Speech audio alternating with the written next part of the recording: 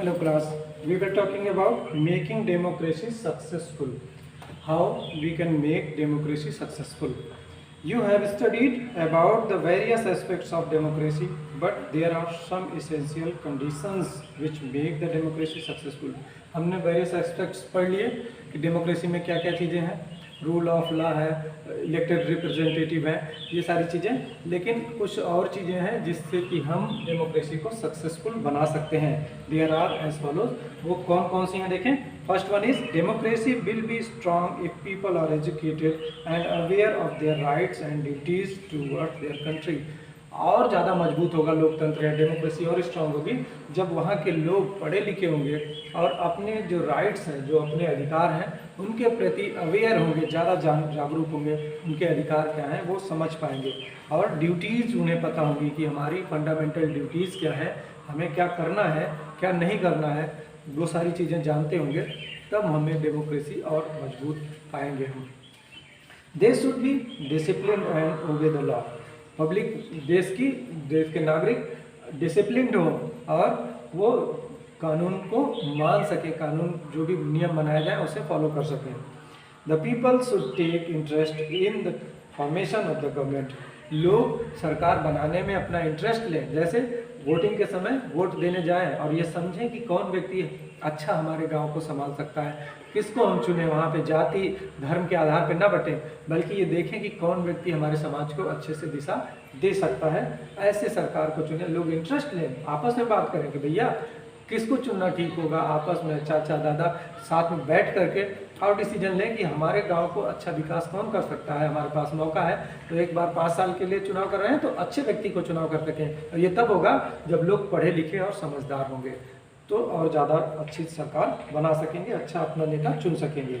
The people should take interest and they should exercise their right to vote. और ज़्यादा से ज़्यादा लोग वोट भी करें. ऐसा नहीं कि पढ़े लिखे हैं, समझदार हैं, या फिर लोग ऐसे हैं कि घरों में बैठे हैं, वोट करने ही नहीं गए कि धूप ज़्यादा है, बारिश हो रही है, या सर्दी ज़्यादा है, मौसम ख़राब है, इस तरीके से या अपनी ड्यूटी पे हैं या फिर आना नहीं चाह रहे हैं. ऐसा नहीं करना है, बल्कि ज़्यादा से ज़्यादा बढ़ चढ़ करके वोट करना है, जिससे कि अच्छा नेता चुन करके आए, या फिर ऐसे लोग जो समाज के समझदार लोग हैं उनके द्वारा चुना गया नेता ही नेतृत्व कर सके. ऐसा ना हो कि जाति के आधार पर बैठे हुए लोग ही वोट करें, अनटचेबिलिटी फील करने वाले लोग वोट करें, और जिनके साथ भेदभाव हो रहा है वो वोट करने ना जाए, डर करके घरों में बैठे रहें, तो फिर नेता फिर उन्हीं के बीच का चुना जाएगा और समाज में परिवर्तन नहीं आ सकेगा. The people should keep themselves informed about the policies the government. लोगों को ये जानना चाहिए कि मालूम होना चाहिए कि सरकार द्वारा चलाई गई नीतियां, उनके लिए कौन कौन सी योजनाएं चलाई जा रही हैं.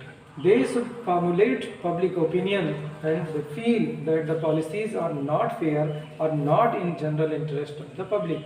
उन्हें ये पता होना चाहिए, पॉपुलेशन या आपस में पब्लिक ओपिनियन, आम राय बनानी चाहिए कि सरकार के द्वारा लागू की पॉलिसी उनके हित में है या नहीं है, ये पता होना चाहिए, और वो अपनी बात सरकार तक कह सकें, इतना उन्हें अधिकार भी होना चाहिए.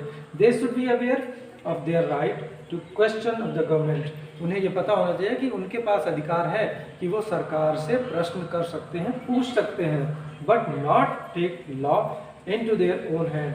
लेकिन उन्हें कानून अपने हाथ में लेने की जरूरत नहीं है. कोई दंगा फसाद या फिर सार्वजनिक संपत्ति को नुकसान पहुंचाना ठीक नहीं है. वो अपनी बात को सही तरीके से सरकार तक पहुंचा सकते हैं.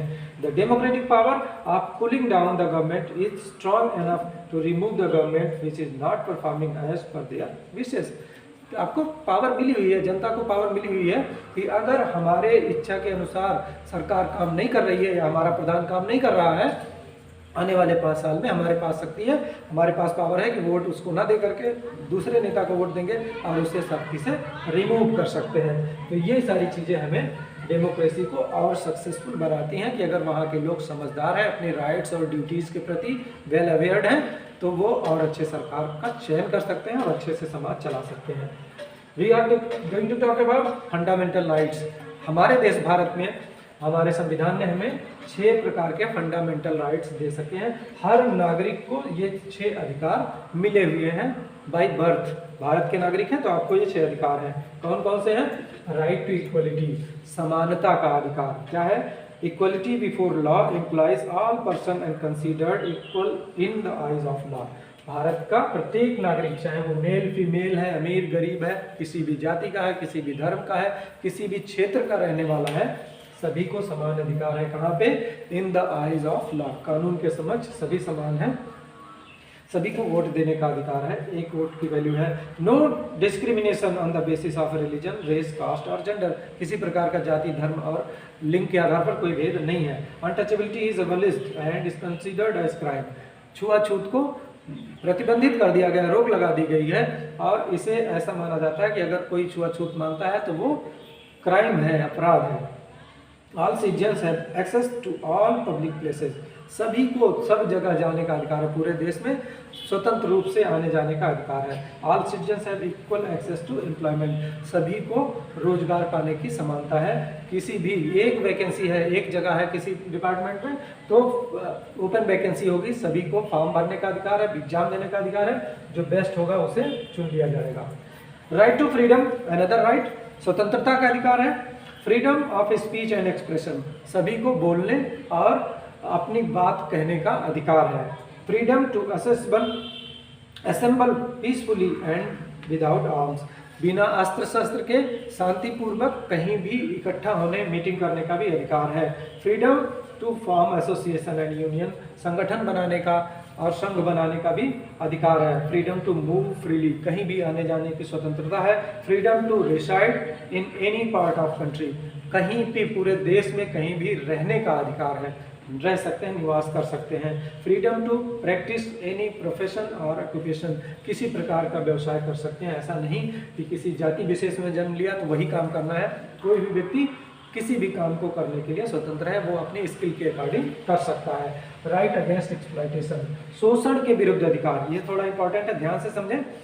Prohibition of all form of forced labour commonly known as begar, किसी प्रकार से किसी को जबरदस्ती कोई मजदूरी नहीं कराई जा सकती, काम नहीं कराया जा सकता, जिसे हम बेगार कहते हैं। बेगार इस जो है वो एबोलिश्ड है, मीन्स किसी से जबरदस्ती काम करा लेना और उसके बदले में उसे पैसा ना देना या मन चाहा पैसा दे देना, ये नहीं कर सकते। कहाँ पे? ये हमारा राइट है। डेमोक्रेटिक कंट्री में ऐसा नहीं हो सकता, इंडिया जैसे देश में, भारत में नहीं हो सकता।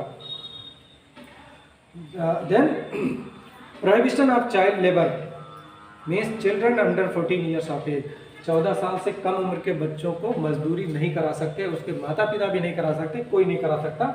ऐसी स्वतंत्रता राइट अगेंस्ट एक्सप्लॉयटेशन के तहत दिया गया है भारत में। And prevent traffic in human being, और ट्रैफिकिंग को भी रुका गया है कि किसी तरीके का मानव तस्करी नहीं की जा सकती। जैसे देखें, छोटे छोटे बच्चों की चोरी करके उन्हें उठा ले जाते हैं, उनको बेच देते हैं, या फिर इस तरीके का भीख मांगने का काम करवाते हैं, ऐसा कानूनन जुर्म है, ट्रैफिकिंग नहीं की जा सकती, ये हमारा अधिकार है। Fourth right is right to freedom of religion, धर्म की स्वतंत्रता भी भारत देश देता है। People of the country have right to follow, practice and preach religion of their choice, Bharat के लोग पूरे भारत में अपनी पसंद के धर्म को मान सकते हैं। आपका हिंदू धर्म में जन्म हुआ, आप चाहें तो सिख रिलीजन अपना सकते हैं, कोई भी किसी भी धर्म, जो भी धर्म की मान्यताएं आपको अच्छी लगती हैं उस धर्म को आप मान सकते हैं, उस त्यौहार को मना सकते हैं। हमारा देश ईद, होली, दिवाली, गुरु पर्व, क्रिसमस, सारे त्यौहार मनाता है। इस तरीके से यहाँ पे क्या है? Right of freedom of religion है, धर्म की स्वतंत्रता है। Cultural and educational right, the fifth important right, यहाँ पे संस्कृति और शिक्षा के भी अधिकार हैं। क्या है? All citizens have right to conserve and develop their own culture, हर तरीके के धर्म के लोग, हर क्षेत्र के लोग, हर भाषा के लोग को अधिकार है कि वो अपने कल्चर को प्रिजर्व कर सकें, उसको बढ़ा सकें। धार्मिक शिक्षा देना है तो अपने मकतब, मदरसे, गुरुद्वारे, मंदिर, वहाँ पे आप अपनी शिक्षा दे सकते हैं। धर्म के बारे में वेदों का पाठ कराइए, कुरान का, बाइबल का, इस तरीके से उसके बारे में अपने बच्चों को शिक्षित कीजिए। ये हमारा राइट है, ये राइट हमारा संविधान भारत के नागरिकों को देता है। अपने कल्चर को, कि किस तरीके के आपके कल्चर है, रहन सहन है, खान पान है, उसको आप अपने बच्चों के बीच, अपने लोगों के बीच बता सकते हैं। Next and very important right is right to constitutional remedies, संवैधानिक उपचारों का अधिकार। ये कहता है कि ऊपर के ये पांचों अधिकार अगर आपको नहीं मिलते हैं, इनमें से किसी प्रकार का आपको कहीं पे दिक्कत है, तो आपको अधिकार है कि आप संविधान आपको अधिकार देता है कि आप कोर्ट में जाएं और उससे अपने अधिकारों की मांग कर सकते हैं। देखें, it is by this right the people of the country have the right to approach the court if they feel that any of their fundamental right has been violated by the state। अगर लगता है कि सरकार द्वारा किसी प्रकार के right को नहीं मिल रहा है, उसे वायलेट कर रहा है कह रही सरकार, तो वो कोर्ट जा सकता है और अपने अधिकार की मांग कर सकता है। In additional to the fundamental rights there are some fundamental duties. इन अधिकारों के साथ साथ कुछ मौलिक कर्तव्य भी हैं, as well which are inside constitution, और ये मौलिक कर्तव्य भी हमारे संविधान में दिए गए हैं। 6 अधिकार दिए हैं तो 11 मौलिक कर्तव्य भी हमें दिए गए हैं। There are 11 fundamental duties. You shall study about the right and duties in greater detail in the next class. 8th class में आप ड्यूटीज और राइट्स के बारे में डिटेल में पढ़ेंगे। A very important element of democracy in India is the aspect of equality. सबसे महत्वपूर्ण कि यहाँ पर समानता की बात लोकतंत्र में की जाती है। Indian constitution creates caters to give equal status to all its nationals. सभी नागरिकों को समान अधिकार देता है भारत का संविधान। Equality amongst the citizen is provided in different ways. अलग अलग तरीके से समानता दी गई है। Let us see them in some details. हम देखें पॉलिटिकल इक्वलिटी कैसे देता है हमारा constitution. All people who have attend the age of 18 are allowed to take part in the process of formation of the government. सभी को जिनकी as 18 या 18 प्लस है उनको सरकार बनाने में पार्टिसिपेट करने का अधिकार देती है सरकार। This is also known as the universal adult franchise. इसे ही यूनिवर्सल एडल्ट फ्रेंचाइज कहते हैं, हमने समझ लिया इसे। It means that all adult of any caste religion gender financially status are allowed to vote for electing the leader of their choice. चाहे वो अमीर हैं, गरीब हैं, किसी जाति के हैं, किसी धर्म के हैं, सबको समान अधिकार है वोट देने का और अपना नेता चुनने का। इसी को हम यूनिवर्सल एडल्ट फ्रेंचाइज कहते हैं। Similarly the people of different caste and religion have equal right to contest election. सभी को चुनाव लड़ने का भी अधिकार है, वो चाहे किसी जाति के हैं, धर्म के हैं, मेल है, फीमेल है, सबको चुनाव लड़ने का भी अधिकार है। Take part in the political process of the country, जिससे कि वो राजनीतिक व्यवस्था में अपना पार्टिसिपेशन कर सके। अब सोशल इक्वलिटी कैसे है देखें। Every person of India is given equal status in the society. सभी को समान स्तर भी मिला है, स्टेटस भी मिला है। They shall not be discriminated against on the basis of their caste और रिलीजन। धर्म और जाति के आधार पर उनके साथ कोई भेदभाव नहीं किया जाएगा। People have equal right to visit and enjoy the facilities provided at public places. Public place पे जो भी फैसिलिटीज हैं सभी को अधिकार है कि वो जा सकते हैं, चाहे पब्लिक पार्क है, प्ले ग्राउंड है या फिर पब्लिक ट्रांसपोर्ट है, सबको आने जाने का अधिकार है। किसी प्रकार का कोई उनके साथ रोक टोक नहीं हो सकता। इकोनॉमिक इक्वलिटी कैसे देता है हमारा संविधान, Indian constitution. People of India can pursue any occupation और प्रोफेशन इन देयर चूजिंग। अपनी पसंद के किसी प्रकार के ऑक्यूपेशन में आप जा सकते हैं, चाहे तो आप दुकान खोल लीजिए, बिजनेस चलाइए, ट्रांसपोर्ट का काम कीजिए, किसी प्रकार की सर्विस का काम कीजिए, खेती का काम करिए, किसी प्रकार से आपको जाति धर्म नहीं पूछा जाएगा। The constitution allows every person equality in term of employment opportunities. अवसर की समानता के साथ संविधान सबको समान अवसर देता है। The government however has the right to give some professionals opportunity to certain classes which in the past did not get equal opportunities of acquiring educational and growth।